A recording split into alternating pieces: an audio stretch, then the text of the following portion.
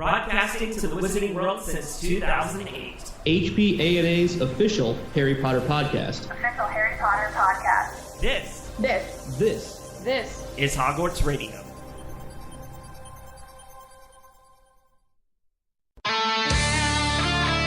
This is Hogwarts Radio, episode 212 for September 9th, 2018. Hogwarts Radio is HPANA.com's podcast discussing all things Harry Potter, Fantastic Beasts, and the rest of the Wizarding World. For the quickest up-to-date news on the franchise, make sure you check out HPANA.com. Hello, everyone, and this is Hogwarts Radio, broadcasting to Harry Potter fans worldwide since 2008. I'm Terrence Pinkston. I'm Bailey Riddle. I'm Luke Hogan. And I'm Gretchen Rush. Our show can be found virtually anywhere online, such as iTunes, the Google Podcast app, Spotify, iHeartRadio, Stitcher, YouTube, and other places where podcasts are aggregated. It doesn't matter where or how you listen. Just make sure to tap the subscribe button, and we guarantee you'll have a new episode each Sunday. HogwartsRadio.com is in the midst of a complete redesign. In the meantime, we invite you to follow us on Twitter, Facebook, and Instagram so you never miss an update from the show. Don't forget, Hogwarts Radio is also on Patreon. By pledging, you'll have instant access to many benefits, including exclusive merchandise, host vlogs, behind-the-scenes planning of the show, Hogshead Radio, and much more.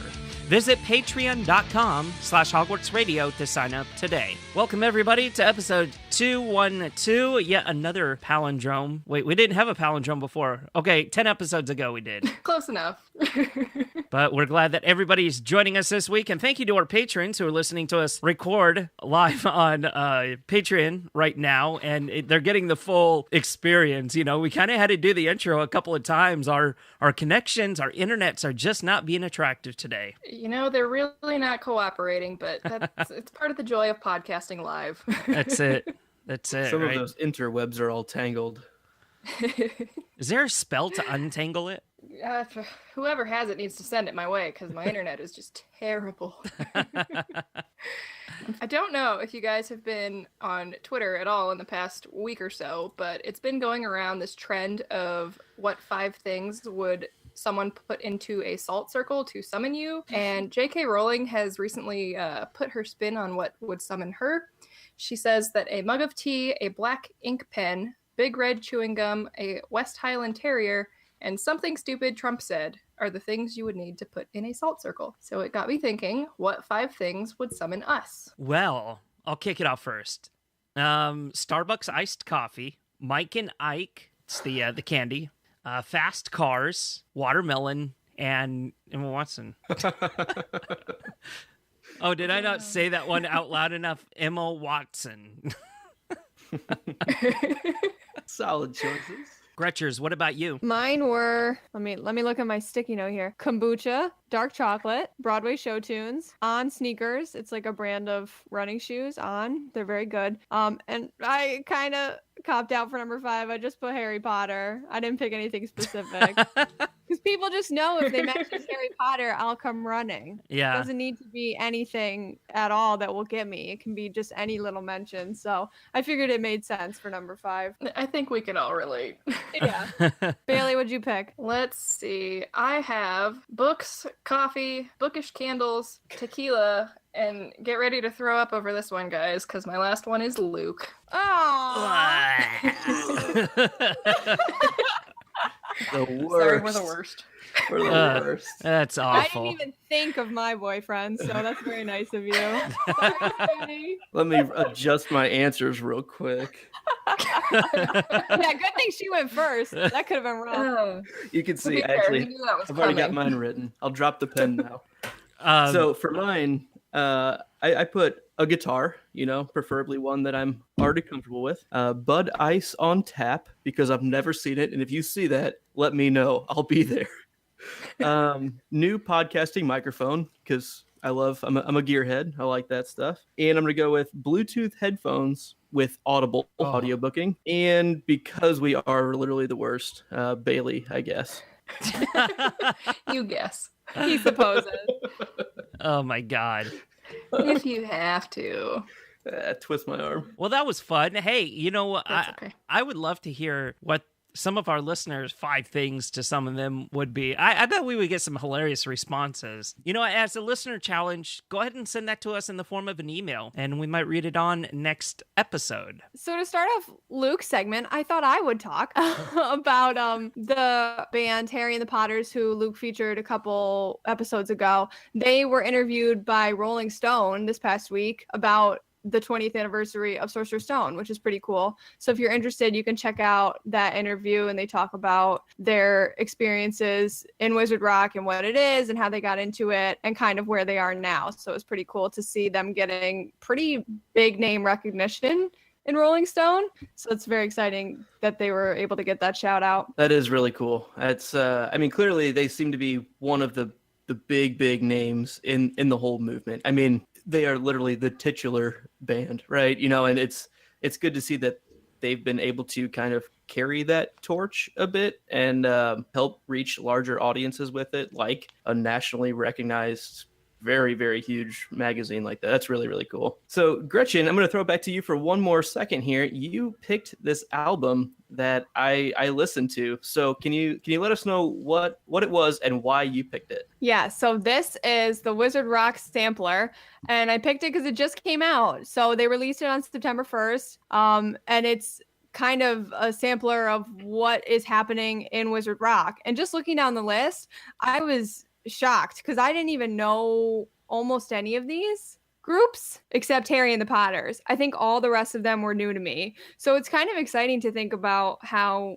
Wizard Rock is still being produced and made. Yeah, definitely. I mean, this was 21 songs by 21 different artists. And obviously I don't know a whole lot about the entire Wizard Rock community, but there were names that I hadn't seen come up on, votes that we've gotten on Twitter and in the Patreon discussions that we've had, or the Slack Patreon discussions we've had. So it was definitely really interesting, especially we've typically done single album by a single band, and I can kind of talk about the band themselves, but 21 different bands, it's kind of a different animal for one of these reviews. So it's going to be it's going to be longer than I usually do, but also maybe not as deep. But this album really, really kicks off hot with a thrash power metal song by the Arcadian called The Dementor's Kiss. I was leery going into a sampler album just in general because of how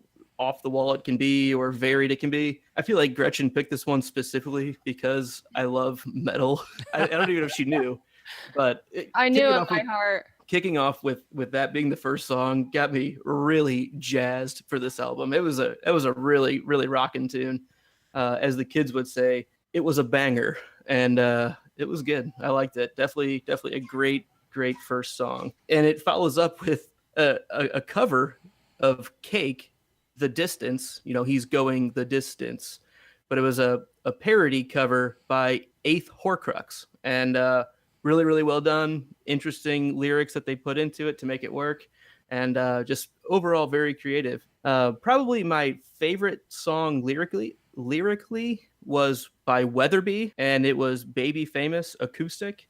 They could probably use a better microphone for the vocal recording, but like everything else sounded phenomenal, and the lyrics were great. And it was a really, really interesting tone to his voice. It was very, very, very good song. I highly recommend it. It's all about Harry kind of not regretting that he had to live the life he did, but it really gets into the sides of it's not fun or easy being famous like the way he was. He wishes it wasn't him, but the fact that it is him, he's still going to go through and do what he has to do. But really, really cool perspective. Harry Potter perspective in that song. We do have a solid 70s rock / late 90s alternative jam by Harry and the Potters called The Banality of Evil, demo for Albert Runcorn. This is, as Gretchen said, probably maybe the only big name in rock that's on the album. And it's Harry and the Potters. It's solid stuff. Once you get used to their style and everything, it's good. It's a good jam for sure. I think my favorite song musically for the album was Cast Aside by Creevy Crisis. It has some hints of like Soul Asylum or Gin Blossoms, and then like cranks into overdrive with some solid heavier riffs and extended vamping, which I really, really dig pretty hard. If you don't know, extended vamping means just soloing and guitar solos and things like that, which some people might think is excessive, but it's tastefully done. And I think the song is about Snape, and personally, screw Snape, but I love the song.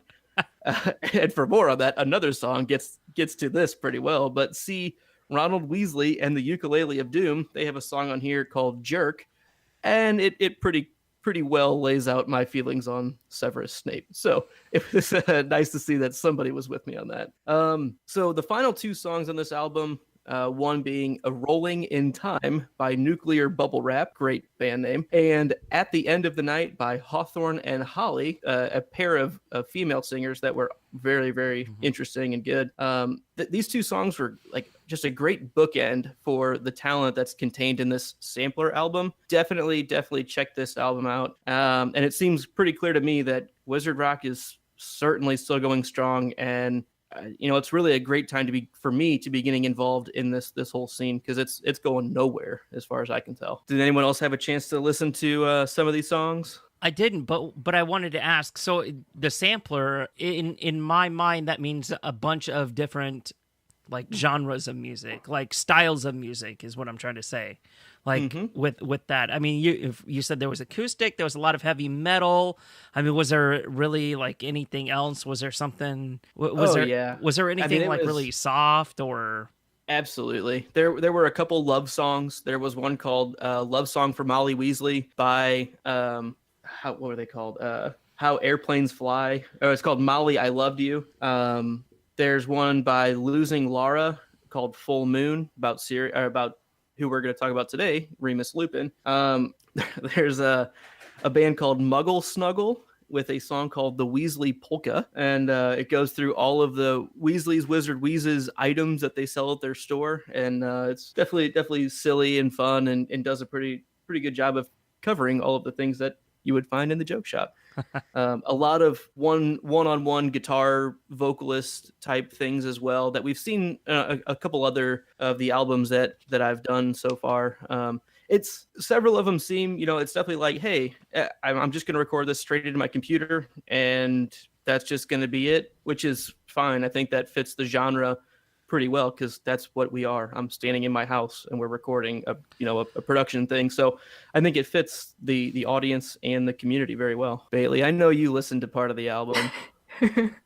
I listened to the entire album today, and overall I really enjoyed quite a bit of it. There were a few songs I listened to and I was like, what on earth am I listening to? And why is this on here? But I think that this was a great album, and it's nice to see that there's still new rock music coming out. Yeah, after what, like 15, 16 years or so of Wizard Rock really blowing up on the scene. It's, like you said at the beginning, Luke, half of these bands you'd never heard of, and quite honestly, I hadn't either. I knew that after this series was over, there were a few that were hanging around, Swish and Flick, Hawthorne and Holly, but really, I never heard of Creevy Crisis or Weatherbees or Eighth Horcrux.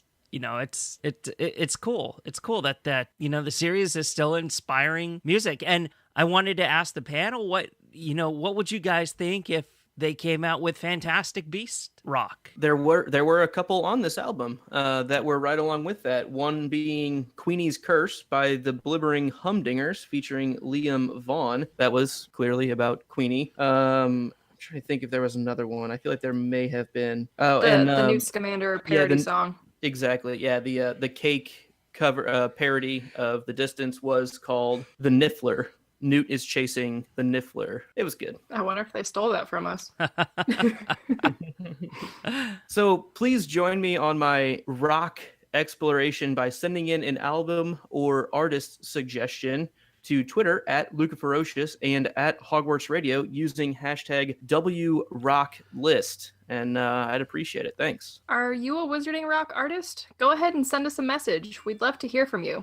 You can also listen along with Luke as he goes through the Wizarding Rock by following our Hogwarts Radio rock playlist on Spotify. Gretchen, what's up in the news this week? We had some pretty fun news. First of all, Pottery Barn has released a Harry Potter collection, which is very exciting.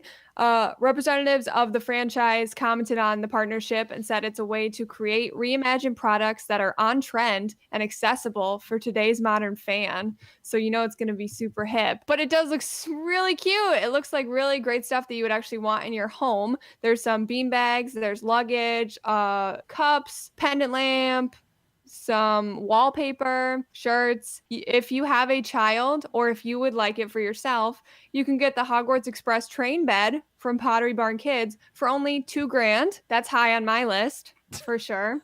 It's a little steep. $2,000. That price is high on my list. Jesus. It's only $2,000, and I think it's totally worth it. A steal. It's a steal. Who would not want to? You put a price on happiness. You can't put a price on the Hogwarts Express. The real Hogwarts Express costs a lot more than $2,000. Oh yeah, way more. Let's be reasonable. Let's be real here. I think waking up every day and being like, I did it, I'm going to Hogwarts, it doesn't get better than that. So this collection is very cute. Did you guys take a look at it? I did. They have House Crest tumblers, a set of 4, the coasters set of 4, a table throw, a sorting hat quad server, that's cool, a golden snitch tidbit bowl, a house the tidbit candle. bowl is great. House candle, Hogwarts castle candle holder, and a candle pot carousel. This is cool. This is really neat. I want it all. This nursery stuff is cute too. For those of you that are expecting or wanting to expect or don't know you're expecting yet, this is really cool. I like the pillow that they have in the chair here. It's decorated really well. It's so cute. The little Can I quilt. say it's slightly disappointing that it's taken 20 years for Pottery Barn and Harry Potter to come together? I mean, come on. It should have been like year 2. Just me. They should just rename it Harry Pottery Barn. Harry Pottery Barn. I've done. That's it. Yeah, really cool stuff. I like a lot of this. And I am going to have to make it out to a Pottery Barn to check all this stuff out. Do they sell couch covers? Because that's what I need. I didn't Actually, Terrence, I think that most of this is online. Yeah, I don't know if you can buy it in store. Well, then that shoots down my idea of going to the store. I'm not going to Pottery Barn now. I'm going to go get my apothecary table from Pottery Barn. You show up with your wand and in robes, and they're like, Sir. This isn't Target where we do that kind of thing. Sir, please just go on our website. I am here. This is embarrassing. I am We did here that for no. you. I am here for no Harry Potter stuff. Where is it? But I'm really here for the Fine. Pottery Barn Christmas collection, because how epic would that be? That is so cool. That's what I've been not knowing that I was waiting for. Just show up with the Hogwarts letter in your hand. Hey, I'm here, sir. This is a Target circular. No. So, in the way of announcements, we learned that the Melbourne Cursed Child cast has been announced. So that will be opening in January 2019. And in the role of Harry Potter is Gareth Reeves. Guyton Grantley will be playing Ron, and Paula Arundel will be playing Hermione. They also have Lucy Golby as Ginny, Tom Wren as Draco, and Albus Severus and Scorpius Malfoy will be played by Sean Rhys Wemyss and William McKenna, respectively, who both appeared on seasons of the Australian TV show Nowhere Boys. So it's pretty exciting that we have a cast finally. And also today in New York, Cursed Child news, we learned that they'll be releasing more tickets at the end of the month. So if you've been dying to get tickets, I think it was September 27th, if I remember correctly, they will be releasing a whole block of new tickets. So you can try your hand at that luck again. Maybe I'll try for the 30th time to get new tickets. 30th time's a charm, Gretch. Yeah, that's what I've heard. So Hey, there's That's always the old adage. there's always the Friday 40, right? yeah, and I enter that like every week, and I still haven't won that. I'm counting that in my 30. We'll see. So we have the cutest pictures ever, and I think we should all make it like our Facebook profile picture, or like Twitter or something. It's Eddie Redmayne and June Law at platform 9 3/4, and it's just the most precious thing. And they pose with fans, and they pose with like the little cart that's there, and I died. Did you guys see these pictures? I did. And in fact, we kind of we got the heads up that they were going to be there on September 1st, because this took place on September 1st, and we failed to mention it on last week's episode for some reason or another. But this was so cool. I think these are the first Harry Potter stars to show up to platform 9 3/4 on September 1st. I think so, yeah. And they posed with all these fans, and it seemed like a really big event that happened literally out of nowhere. That was I don't know so how awesome. people even know. Like, people must have just shown up. Well, generally September 1st at platform 9 3/4 at King's People Cross is show really up, big. right. Yeah. But people showed up for like a normal, we'll take pictures. And then they were like, oh, there's Newt Scamander and Albus Dumbledore. That's awesome. That is really, really cool. Again, I want to just like be somewhere and have something with like that happen. That would be pretty cool. Well, guys, I'll be at platform 9 3/4 in about a week, so I will keep an eye out for any stars. There you go. Camp out. And lastly, in our news for the week, they have revealed the new Crimes of Grindelwald Funko Pops. These won't be out until October, but we've got the pictures now. So there's 4 different versions of Newt, and each version is almost identical. He's just holding something different in each one. And then in the 4th one, he's kind of like half in his suitcase, which is adorable. Of the 4, I think that's the one I would want. Mm-hmm. There's the Thestral, the Mooncalf, a Flooper, Bowtruckle, and a 10-inch Niffler to go with your 10-inch Dobby. Bailey, are you getting the Niffler? I think she's resetting her Wi-Fi. How dare she? We're talking about Niffler. No, I'm back. I'm here for the Niffler. I heard Funko Pop and I came running. Diving back into screen. Wait. So I was actually talking with Luke about this. And I fully need a 10-inch Niffler, or 10 foot if I'm talking like I was thinking about Dobby the last time. They're so cute. He's so cute. He is really cute. And he's like holding a little pocket watch. The eyes. Dobby takes up an entire shelf on my bookshelf. Ugh. The eyes are just really unsettling to me. And I couldn't imagine this thing looking at me in the middle of the night. Your soul. I used to really hate Funko Pops because of their eyes, but I don't know. They came out with the Daenerys ones for Game of Thrones, and they grew on me. Speaking of the eyes, what's cool about the Grindelwald one is that he has the 2 different colored eyes. So one is white and one is black, which is like really unsettling. Well, all you need is a Sharpie to fix that. That's true. You could just handle that yourself. You could color his hair while you're at it, color the mustache, and then boom, you've got... I'm going to turn it back into Grave. Yeah, the Grindelwald eyes definitely freak me out. Yeah. I like the Mooncalf eyes. The Mooncalf, the blue, those just like piercing blue eyes. Yeah, they're adorable. I wonder... And the Thestral's really cool too. I really like the Thestral because I like Thestrals in general, but yeah, I'll likely be getting one of those to go with Smarmy.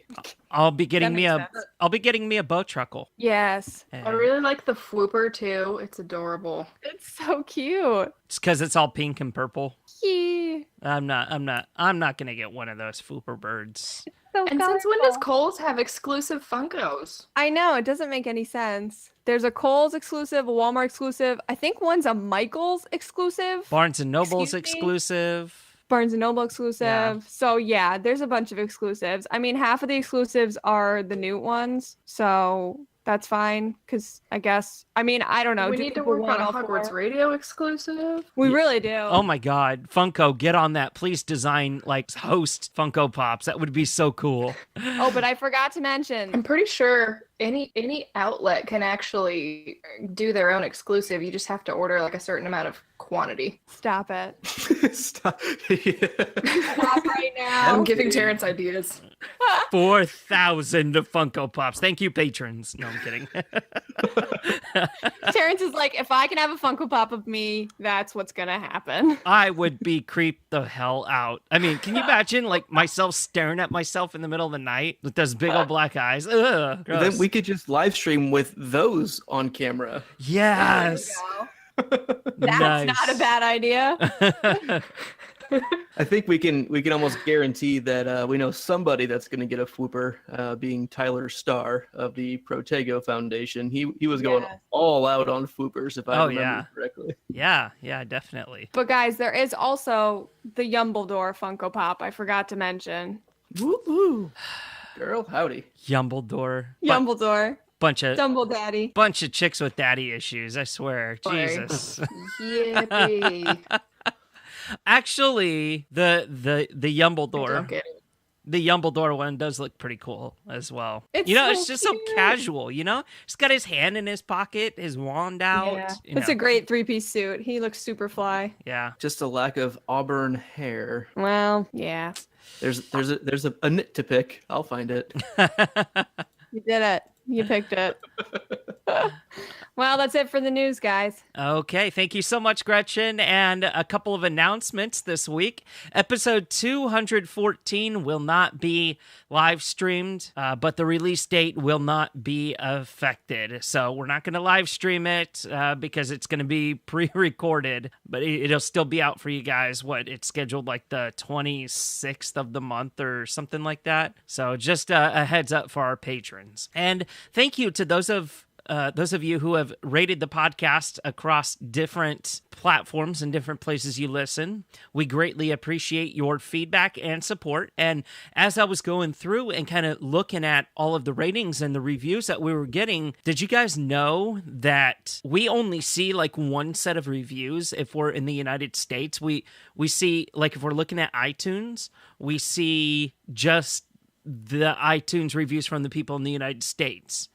And then iTunes Canada has something different, and it shows Canada reviews. So it's cool. I just figured that out by looking in a couple of spots today. Watched a couple of YouTube videos on how to do that. So it's really neat that we get reviews from all over the world. Of course, people listen to the show all over the world, but these different platforms, we're able to see all those reviews. So thank you so much. Yeah, thank you. That's it's always crazy thinking about. There's even G, who's one of our close friends, is overseas, and it's just so cool being able to connect with people like that. It's not something you would typically be able to do if I was just sitting in my living room talking to somebody across the street even. It's just kind of extra cool. And shout out to G, who's listening to us live on Patreon right now. What's up? What's up? All right, guys, let's move into our discussion. Let's wrap up the Marauder series with Remus Lupin. While I read some social media reactions from some of our listeners, I want to ask the hosts, how would we describe Remus? So, like I said, we had some fun on Twitter the other day and posted the tweet, Remus Lupin is blank, to gauge some responses. Caro says, a good guy. KND says, a werewolf. The shop that must not be named, I don't know if it's any affiliation with you, Luke. Not that I know of. But Remus Lupin is sick of getting dragged into Sirius's shenanigans. We live for Mooney and Padfoot. Martina Burns says, excellent. The Half-Blood Princess says, in love with Sirius. Let's come back to that. Stick a pin in that and come back to that. Daniel Davies says, the best DADA teacher in the world. Lorianne Larkin says, fantastic. Rihanna Powell says, a little bit ridiculous. She spelled ridiculous the way that you say the incantation. Lucifer Morningstar says, shining like the moon. Jaqua says, Remus Lupin is who I named my ridiculous dog after, #RemusPup, and included a picture of their dog, which was really cute. Davina said, my favorite person in Harry Potter. Polly Gray says, an idol. And Letty said, a best friend, a gifted teacher, a trusted confidant, a lucky husband, a tragic character who never raises his son, but instead looms large in the memories of those who will remember him. #always. So what word would you guys use to describe Lupin? Just downright decent. He goes through some of the biggest struggles that you can, being basically put on blast his entire life and outcasted, and the role that he's able to play. Again, I'm still very much in book 3 world and just in my whole life, but the role that he's able to play for Harry, and then at the end in the Shrieking Shack with trying to help the trio understand what's going on with Sirius, and the way he works through all of that, he's just decent. I don't know. I really, really like him. So Remus Lupin, a.k.a. Mooney, born March 10th, 1960, died May 2nd, 1998, the Battle of Hogwarts. His blood status is a half-blood. He attended Hogwarts from 1971 to 1978. He was in Gryffindor House, and he is a werewolf as well. He was played by actor David Toulis in Prisoner of Azkaban, Half-Blood Prince, and Deathly Hallows Parts 1 and 2. Some notes from J.K. Rowling on Lupin. She says, Remus Lupin was one of my favorite characters in the entire Potter series. I made myself cry all over again while writing this entry because I hated killing him. Lupin's condition of lycanthropy, being a werewolf, was a metaphor for those illnesses that carry a stigma, like HIV and AIDS. All kinds of superstitions seem to surround blood-borne conditions, probably due to taboos surrounding blood itself. The wizarding community is as prone to hysteria and prejudice as the Muggle one, and the character of Lupin gave me a chance to examine those attitudes.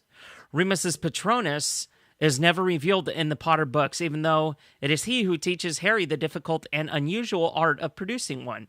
It is, in fact, a wolf, an ordinary wolf, not a werewolf. Wolves are family-oriented and non-aggressive, but Remus dislikes the form of his Patronus, which is a constant reminder of his affliction.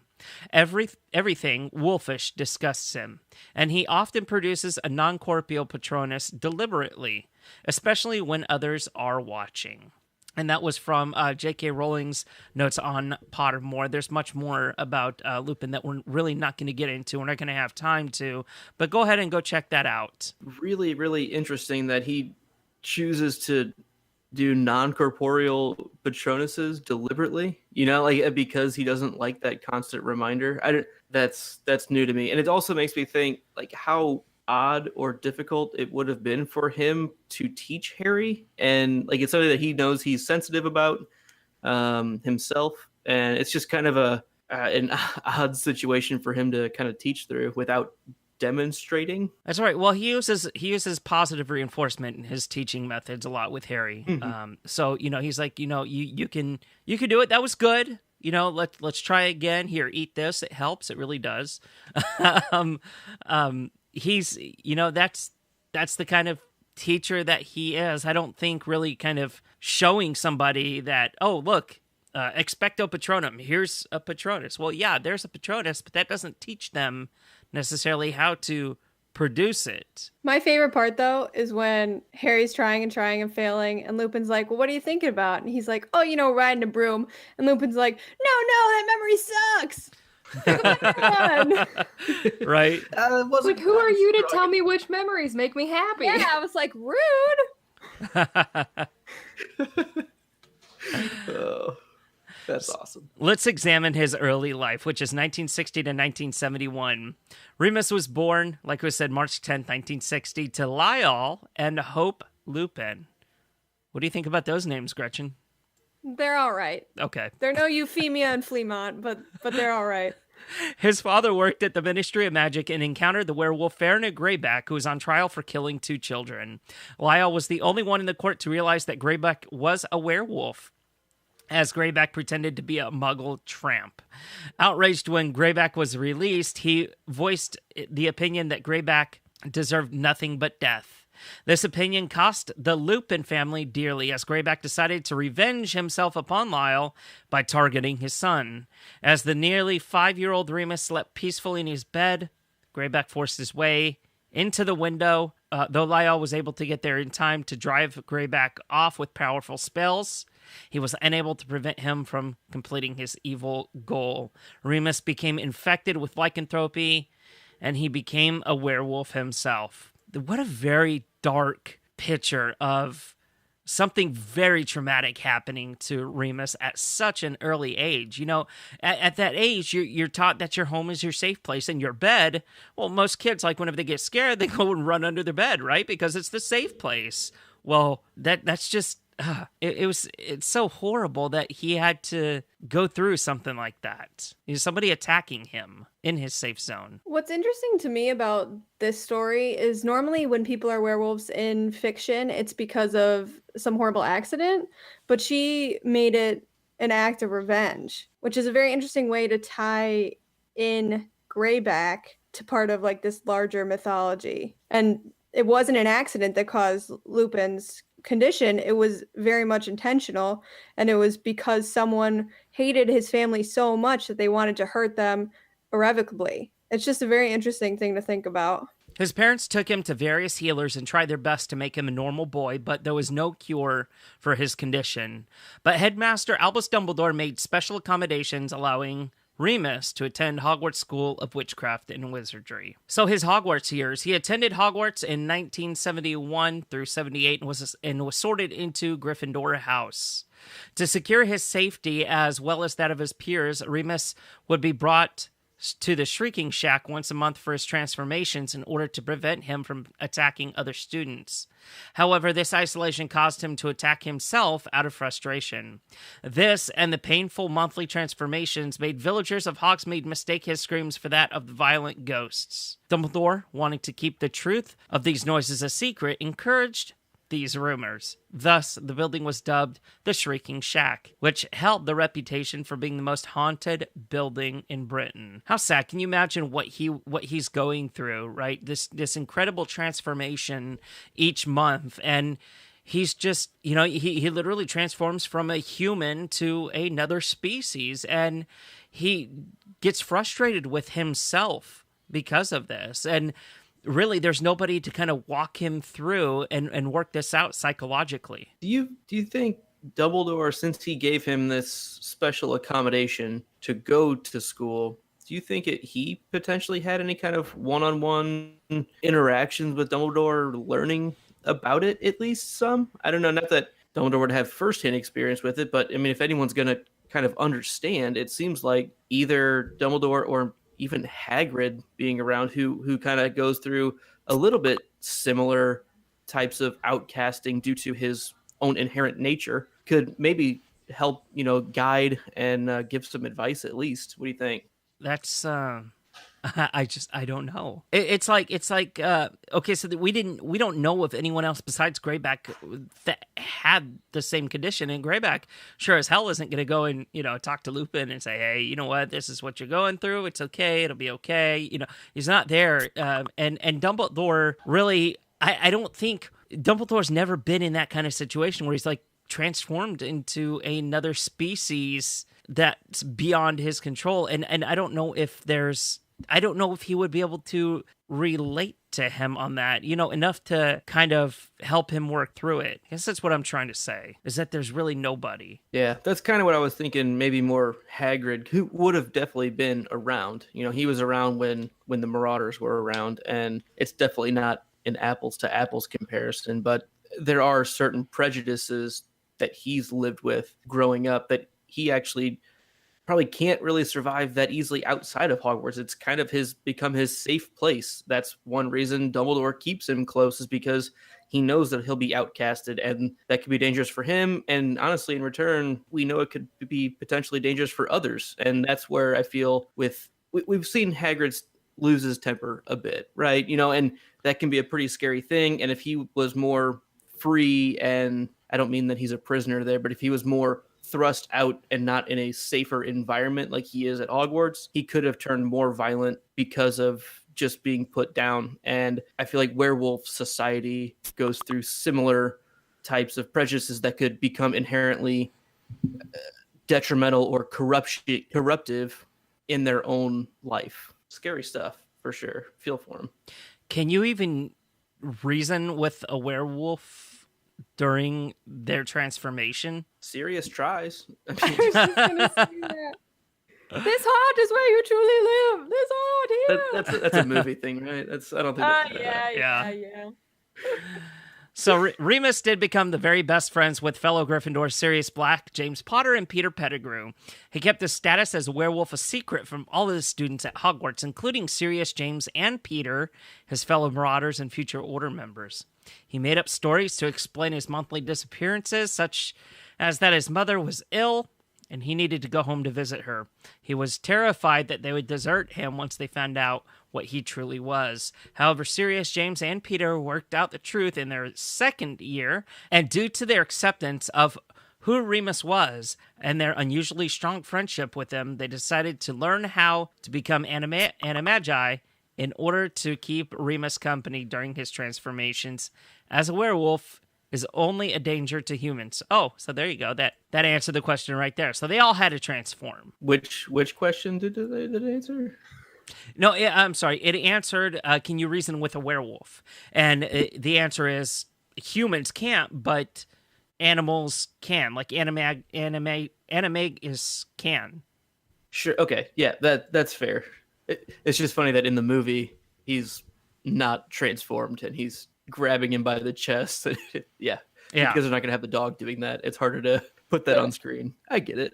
By their 5th year, Sirius was able to become a dog, and James was able to become a stag. Animals large enough to keep the wolfish Remus in check. Peter, meanwhile, was able to become a rat. Can you imagine? Yes, I'm a deer. All right, I'm a dog. Shit, I'm a rat. and James and Sirius were like, dude, that's so useful. We're awesome. Like, they just played up just so it's not like, that was kind of a waste of time. No, man, a rat is cool. Rats are cool. Yeah. Hey, you know what's funny is that whenever Sirius was on the run, what was he eating? He was eating rats, right? As a dog, right? Yeah. Rough. Yeah. Literally rough. Was that a dog pun, Gretchen? Yeah. You know me, love a good dog pun. Gretchen dad jokes. Get ready. So once a month during the full moon, the Marauders would sneak out of the castle under James' invisibility cloak, transform and get into the Whomping Willow, walk down the tunnel, and meet up with Remus in the Shrieking Shack. Under their influence, Lupin became tame. His body was still a wolf's, but his mind became less so when he was among them. The 4 of them soon left the Whomping Willow and would roam along the school grounds and Hogsmeade by night. Eventually, this group of friends came to call themselves the Marauders, and Remus's friends nicknamed him the Moony because of his transformations during every full moon. So this is so cool because they all transformed. They're like, it's morphin' time, right? And they got into their transfigured states, and they would roam Hogsmeade. I can imagine some of the people being scared. Yeah, picture that. A deer, a dog, a wolf, and a rat. Do you think Peter would ride on James's back or something? Probably. He wouldn't want to get stepped on. Who's taking Peter? Who's taking the rat? Who's got Peter this time? Oh man, I had him last time. Has anyone seen Peter? Where'd you leave him?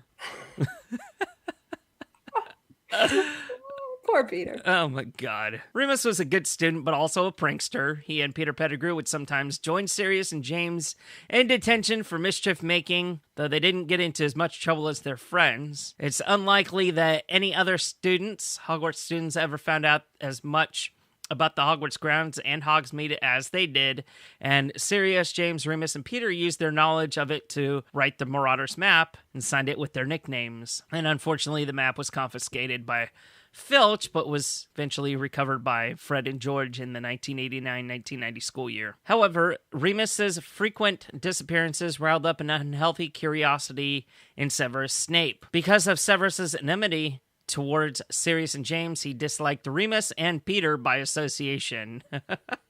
That's a real nice logic, Snape. It's like, oh, those two suck, so therefore you suck. That's horrible. That's kids.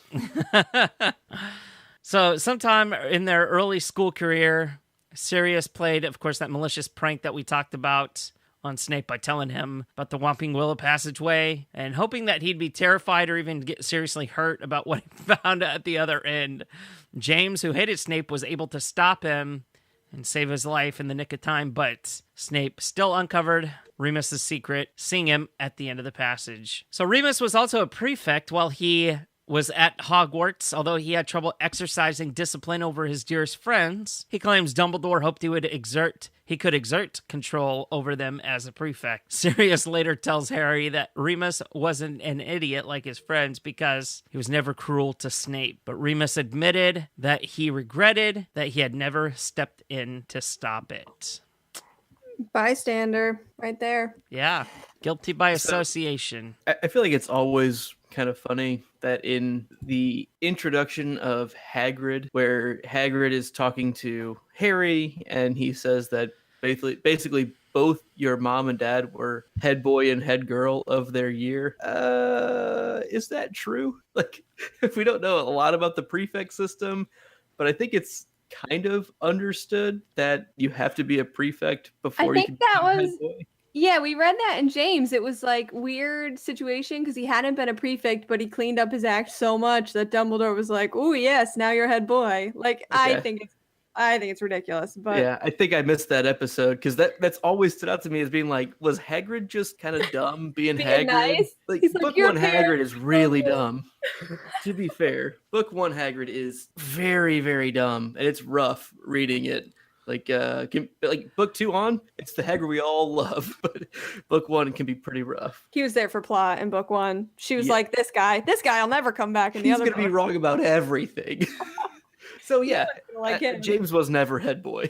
It was more of like he was the popular boy. He was the head boy in the sense that they liked him. Right. And his best friend was head boy. That's my headcanon. I don't care what I'm with you. Well, let's talk after Hogwarts. So the First Wizarding War from 1978 to 1981. Shortly after Hogwarts, Remus and the gang joined the Order of the Phoenix to stand up against Voldemort. Remus failed to find employment following his education because of his affliction as a werewolf, but James used his wealth to financially support him. Aww. Yet another instance of James helping out a friend. I think that's nice. That is wonderful. I love that. Yeah. James is such a good guy. Such a good guy. Such a great guy. We always thought that. I bet his kids are right on point. By the height of the war, Remus's friend Sirius had come to distrust him, suspecting that he might be a spy for the other side. Again, I still want to know the details there, but we're not going to get them. Thus, when a prophecy was made about a child who would have the power to defeat the Dark Lord, and Dumbledore identified infant Harry as a possible target, Remus was not included in the plan to keep the Potters safe, though he was aware that they used the Fidelius charm. James and Lily Potter wanted to use Sirius as their secret keeper, but Sirius thought that was too obvious and suggested Peter Pettigrew instead, which would be a unpredictable move, him being known for his measly empty-headedness. Neither Dumbledore nor Lupin knew of this switch. At the time of Lily and James's death, Lupin was in the north of the country on Order of the Phoenix business when he discovered what had apparently happened. This was one of the most traumatic events of Remus's life, especially since within the next day, he would also be losing his other two best friends, Sirius being imprisoned and Pettigrew apparently being murdered by Sirius. Yeah, can you imagine going through that? Like losing, 3 of your best friends within the same amount of time? I mean, these are people that really went to bat for him, that he grew up with, and in an instant, they're all gone. It's sad. I bet this was a dark time in his life. Yeah. Well, let's talk about it. So, between the wars, 1981 to 1994. After Voldemort's first downfall, the Order of the Phoenix disbanded, and members returned to their busy lives with their families. Lupin, however, was left lonely and unhappy. 2 of his 3 best friends were dead. 1 was in prison for mass murder. His mother had died, and he refused to spoil his father's peaceful existence by returning to live with him. Wow. Ouch. Remus was forced to take jobs that were far below his level of ability, always knowing he would have to leave them before his workmates noticed the signs of his lycanthropy. A faint ray of hope came for Remus when he heard of the new invention of the Wolfsbane potion, which can mitigate the worst effects of lycanthropy, though this was almost immediately dashed when he saw the potion's complexity and expensive ingredients. Potions was not his strongest suit, and he had a very low income rate. Aw, geez, he had such a hard time, didn't he? It was... Yeah, this is a rough period. Yeah. By the early 1990s, Lupin was living in poverty in a tumble-down, semi-derelict... I always want to say derelict. Semi-derelict. It's fine. Zoolander, moving on. In a tumble-down, semi-derelict cottage in Yorkshire. Albus Dumbledore tracked Lupin down in the summer of 1993 and offered him the post of Defense Against the Dark Arts professor at Hogwarts, replacing the permanently amnesiac Gilderoy Lockhart. Lupin only accepted Dumbledore's proposal when he explained that there would be limitless supply of Wolfsbane potion, courtesy of Severus Snape, now the potions master. Lupin arrived at Hogwarts via the Hogwarts Express, which was peculiar as the train is usually reserved for students, the trolley witch, and the Hogwarts Express driver. It was here where Remus first met Harry Potter. We all know this story. Lupin was sleeping and the Dementor came in and yada yada. What do you guys think of that? I know, reading that, it's kind of a really interesting scene, because normally when you meet professors, it's at the feast or in their class for the first time, and they're in this position of authority. But the first time that we see Lupin, he's asleep on the train. A position of vulnerability, right? Vulnerability, and he's looking very shabby, and we don't know who he is, and it's almost like, why is this homeless man on the train going to Hogwarts? It's an interesting way to introduce that character. I think it kind of endears you to him right away, is what it's supposed to be, and part of the character that he plays for his mentor style with Harry is he plays more of an uncle type figure, right? And so I'm not saying that he went on the train knowing that Harry would come into his cabin, and they would share the ride and it would be all cool and stuff, and like it just works out. But narratively it kind of turns into that, right? They get to know each other on a more personal basis first before the awkward "you're my teacher" vibe is even established. And that even kind of comes up in the epilogue chapter for book 7, where they're like, we can't give Neville, the herbology teacher, our love, like, right? Because they know him outside of school, but he's also teacher. But they already know, like, it's once teacher canon is established, it's hard to pull that back. And so narratively, right away, it puts Lupin in a more personable position with Harry. It's easier for the reader to get comfortable with him. Well, yeah, and he establishes that trust with Harry. He gave everybody within that compartment a piece of chocolate as really from the Dementor's effects. He's like, guys, eat this. I'm going to go talk to the conductor. It's going to be okay. Kind of like that reassurance that they all need because nobody knows what the hell just happened. Yeah, and once they get to Hogwarts and Harry has to go talk to Madame Pomfrey, she's like, oh my gosh, you need chocolate. And he's like, nah, it's cool. Lupin gave me some. And she says, oh, finally, someone who knows what they're doing. So you also get the sense that, all right, 3rd year, we finally have a competent Defense Against the Dark Arts teacher. And you know it right away, which is exciting. It's really cool, too. Like, if you ever wanted something sweet, you just go to Lupin's office, and he always has chocolate with him for some reason, and his cardigan, pulls out chocolate bars, like, chocolate for everybody. I would really appreciate that. That's one of my things to summon me. So there you go, Lupin. There you go.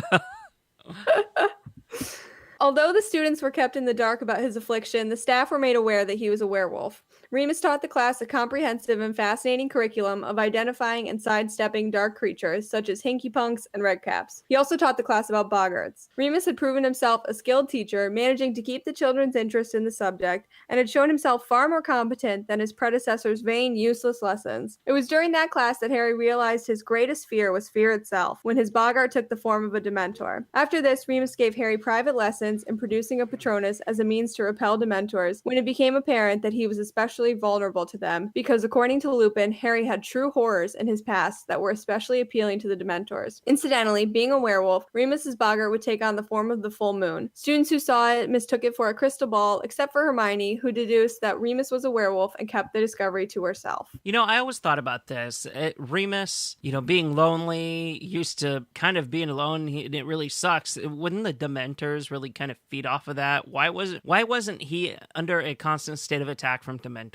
But I don't know. I feel like the Dementors theoretically are there to do a job, so you would think they're restraining themselves somewhat. But yeah, I feel like if I was Lupin and like things had not been going my way for a very long time, and then suddenly I was surrounded by Dementors, I would just be like, I'd be down in the chocolate. Or I wonder if like his because he turns into a werewolf each month. Or wait, no, he didn't while he was at Hogwarts. Right. Okay, well, never mind. What I was going to ask was if he was turning into a werewolf like once a month.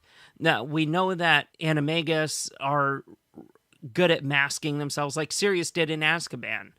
He turned into a dog in itself quite a few times to kind of keep his sanity about him, not let the Dementors get to him. I wonder if that has the kind of same effect on a werewolf. I don't know. That would make sense. Yeah. During his time as a professor, Snape, who had switched sides at the end of the war and became potions professor, provided Remus with Wolfsbane potion, allowing him to retain his human mind during transformations. Oh, see, that's interesting. So I forgot that that's how Wolfsbane works. It doesn't keep you from transforming. It just allows you to keep your human consciousness in the wolf form. That's cool. That's very interesting. Because, that could be useful. Yeah. Shoot, that could be useful. I mean, I'm thinking ways you can weaponize that, but like especially during war. But I guess that's why he still had to go to the Shrieking Shack. And Professor Snape had to, teach his class a couple of times. So yeah, because he's just like walking around as a wolf. Yeah. Hey guys, today we're learning about hinkypunks. Today we are reading Little Red Riding Hood. Slytherin students, encouraged by Draco, sneered at Remus's shabby clothes and poor appearance, although he seemed to ignore their comments. That's good, he ignores the bullying of the 13-year-olds. Regardless, his other students held him in extremely high regard and loved the hands-on style of his classes. He was considered by Harry and his friends to have been their only decent defense against the dark arts teacher. Accurate. Remus was soon summoned to Snape's office to identify whether a piece of parchment he caught Harry with was dark magic. Remus recognized it as the Marauder's map, but tried to pass it off as a product of Zonko's joint. Zonko's joint. Zonko's joint shop. Zonko's joint shop. Zonko's. A product of Zonko's joke shop. At the same moment, Ron burst in to back up that claim. After escorting the two boys from Snape's office, Remus told them that he knew what the map was and was more astounded that they did not hand it in, and reprimanded Harry, much to their surprise. He confiscated the map, knowing that it would be too dangerous for Harry to use the secret passages with Sirius on the loose. For his third year's end-of-year test in June, he prepared an unusual exam, an obstacle course out in the grounds in which the students had to wade across a paddling pool containing a Grindylow, cross a series of potholes full of red caps, cross a marsh while being fed misleading directions by a hinky punk, and enter a trunk to battle a newly procured boggart. Hermione even commented in her 5th year that Lupin's exam was the only occasion where she and Harry took a defense exam from a teacher who knew what they were doing. Exams were canceled in 2nd year, and Harry was exempt due to his status as a Triwizard champion in 4th year. I completely forgot about this. I did too. I was just going to say, I wish that had been in the movie because I remember reading that and being like, this is really cool. Yeah. The summer before Remus began his tenure as the defense professor, Sirius escaped from Azkaban. Remus, like the rest of the wizarding world, believed that Sirius had betrayed the Potters to Voldemort and murdered Peter. By the end of the school year, however, Remus knew the truth of what had happened, and that Pettigrew was still alive, hiding in his animagus form, Scabbers, the pet rat of Ron Weasley. He was watching the Marauder's map, expecting Harry and his friends to go down to see Hagrid before Buckbeak's execution, and was shocked to see Pettigrew coming out of Hagrid's with them. Remus was reunited with his old friend Sirius, and the two resolved to kill Pettigrew for his part in the deaths of James and Lily and in framing Sirius. They were stopped by Harry, who believed it would be better to hand Pettigrew over to the Ministry of Magic to prove Sirius's innocence, and also did not think his father would want Remus and Sirius to become killers. You know, that's very interesting. We just got through talking about Sirius for 3 episodes and how demented his mind was and warped, but Remus, I'm shocked how he wanted to kill Peter Pettigrew and didn't have kind of his wits about him and say, we should hand him into the Ministry of Magic. It's a shame that Harry had to be the level-headed one in that to kind of, say, no, this is what we're going to do. It'll prove Sirius's innocence, yada, yada. But yeah, it really shocked me that he was willing to go to that length. I wonder if he was just so excited to see Sirius and so just got kind of swept up in it. Like, oh, you're right, we should kill him because he killed our friends and he framed you, and for 12 years I thought you were a murderer, and now I'm glad that's not the case, and let's kill him. I don't know. Yeah, I don't know. Get out.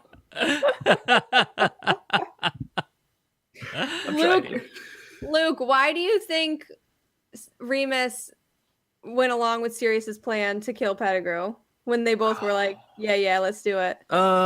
Because, think about putting yourself in that spot, right? You just found out your literal best friend in the entire world that you have left is actually innocent, and it all makes sense to you now. He understands the whole story now, essentially, and it was confirmed when he sees Peter's name on the map. And he sees this now, and he feels all of that injustice that Sirius has gone through. Himself being a prime person that would understand not being given a chance and just kind of, again, being outcasted. And it seems a little extreme, I know, but in that first moment of, okay, well, this is the guy that literally took 2 of our actual best friends ever away. And we know that James played more of a best friend role than it's even played up in the books. Especially for Mooney, he never had anybody actually accept him before. I feel like it was James was the one that led that whole group. I feel like he is the Danny Zuko. He is the guy, right? Kaneki goes along with it. Sirius goes along with it and brings him in and becomes, he loves him over time, but he's not the one that starts it. I feel like it's James is the one that really brings Lupin in. And so the fact that that's taken away from him, and I think we have a good sense that Lupin and Lily got along pretty well at times as well. I mean, they probably got along better than Sirius and Lily, right? So that's two major losses from his life of the 3 people that actually treated him like a human when he was a child. I mean, the other kids didn't know, but if they would have known, the inherent acceptance he felt by them is something he cannot forget. And the fact that Peter Pettigrew is the one confirmed in this moment, absolutely in this moment right here at the Shrieking Shack, it's confirmed that Peter Pettigrew was the one that sold them out and essentially led to exactly their death. Yeah, I don't know. I can see it, especially if there's a little bit of a mob mentality going on with Sirius is seeing red and Lupin's gonna be right there with him because, yeah, it's not just for revenge for Sirius. It's revenge for Lily and James as well. And I don't know. I'm not too surprised by it, I think. So I don't know. It's difficult, but I don't think it's that far-fetched. That night happened to be a full moon, and Remus transformed into a werewolf, having forgotten to take the Wolfsbane potion. Sirius was forced to turn into his animagus form to protect Harry, Hermione, and Ron from Remus. In the chaos, Pettigrew unfortunately escaped and would later return to his master. Once in the forest, Lupin proceeded to attack Harry and Hermione, but was stopped by Buckbeak the Hippogriff. After the attempted attack on Harry and Hermione, Remus spent the rest of the night deep in the Forbidden Forest. After the danger had passed, Remus resigned from his position when parents learned that he was a werewolf. His sudden resignation was much to the regret of the majority of the Hogwarts students and staff, who had all grown deeply fond of him. Harry in particular begged him earnestly to stay, declaring that he was the best defense against the dark arts teacher they had ever had. Remus simply shook his head, handed him the Marauder's map, and returned the invisibility cloak that was left at the Shrieking Shack, and told him that it had been a real pleasure teaching him, and that he was perfectly sure they would meet again. He sent a letter to his successor informing him of what he taught Harry and the others, but it was intercepted. This is another sad part of Lupin's condition, right? Because of something that's beyond his control. The prejudice of the wizarding world wins in this instance. And, he is forced to resign. I'm sure that he didn't want to resign.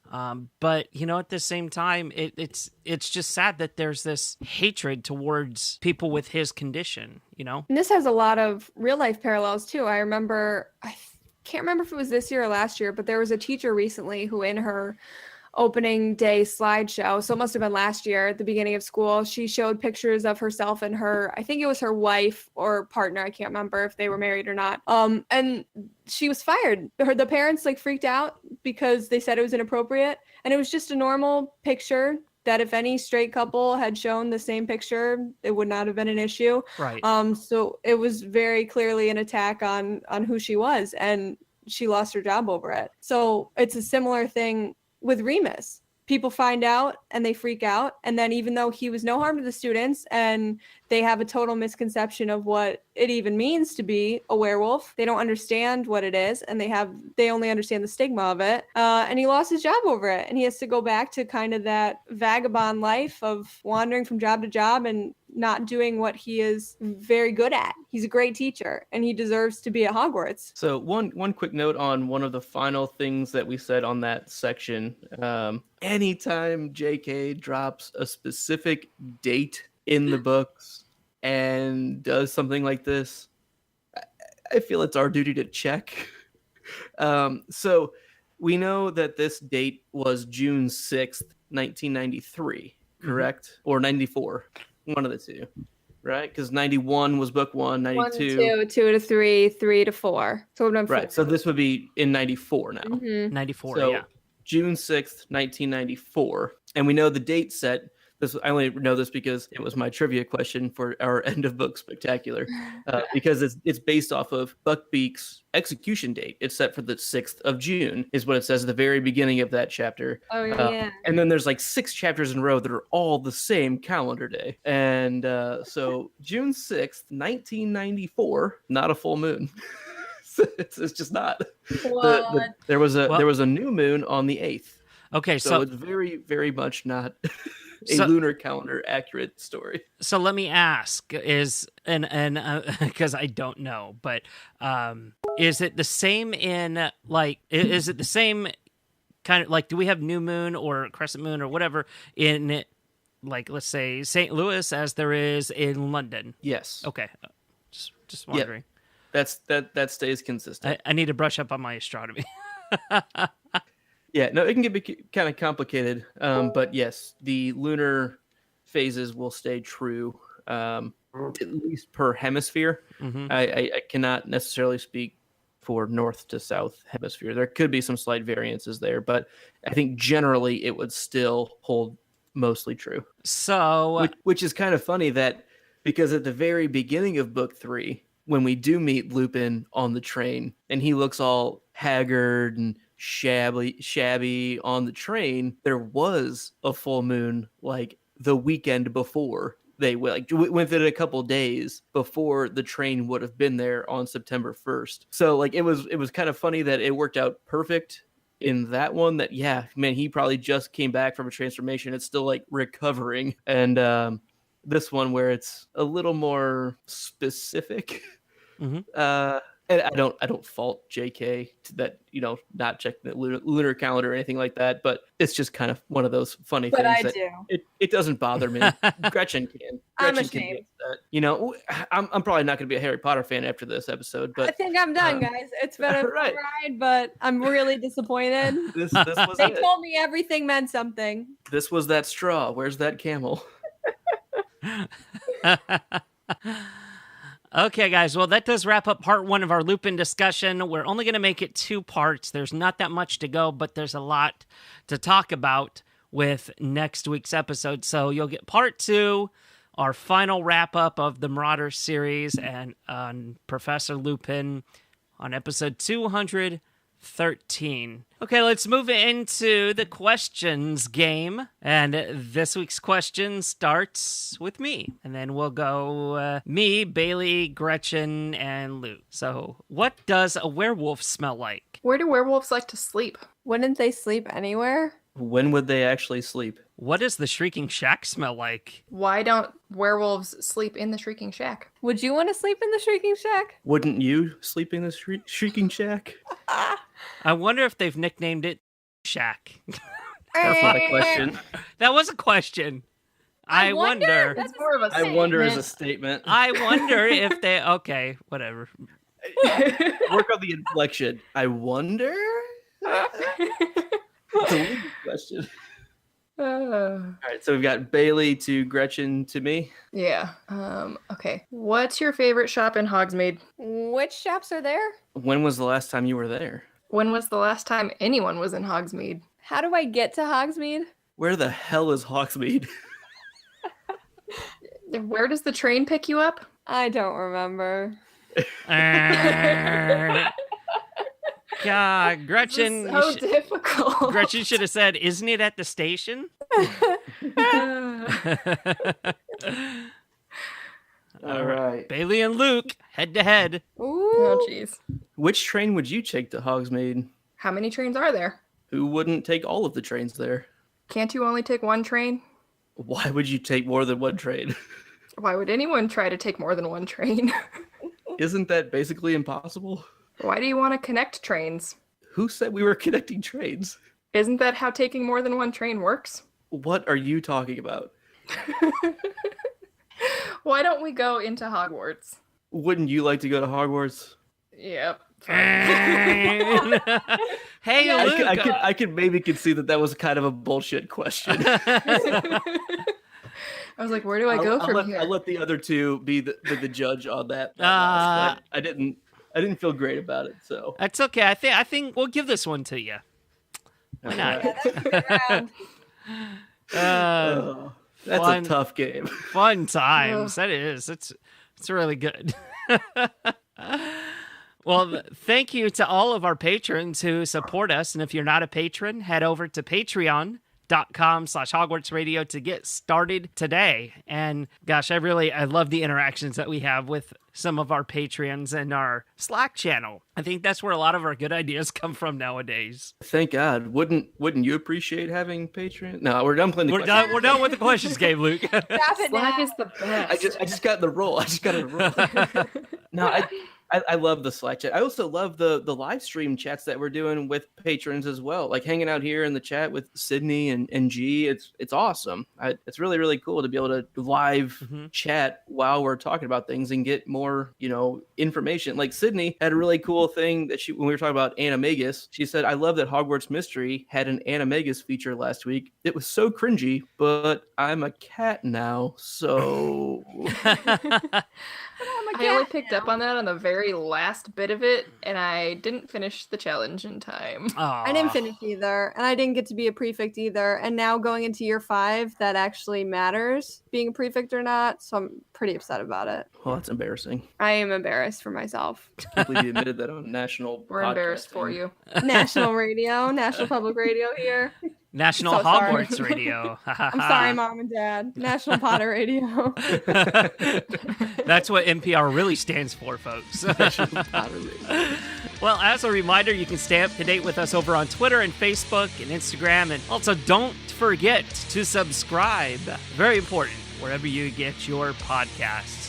Thank you so much, everybody, for tuning in. Once again, I'm Terrence Pinkston. I'm Bailey Riddle. I'm Luke Hogan. And I'm Gretchen Rush. And that does it for episode 212. We'll be back next week with episode 213.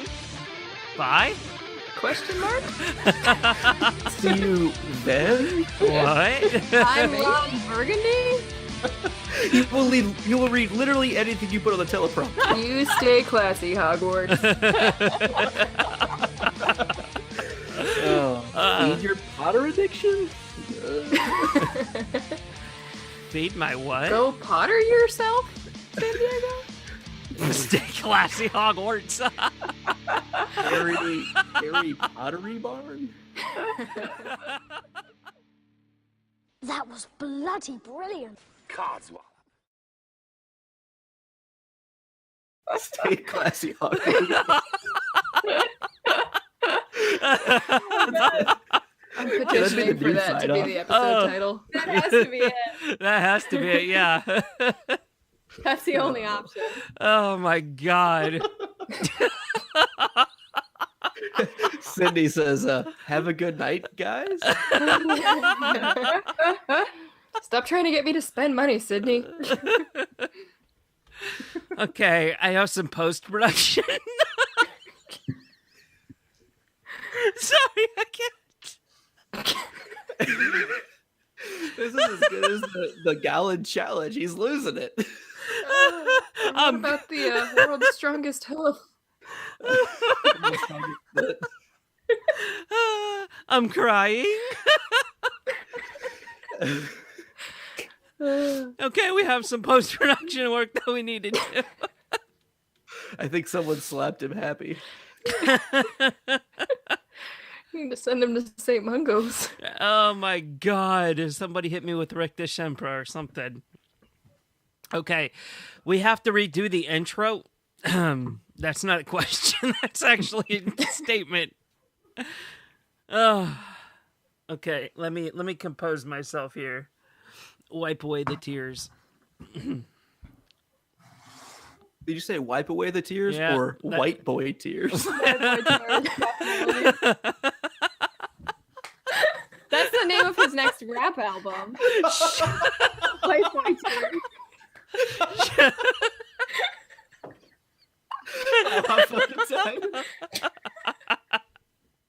Oh my God. White boy tears.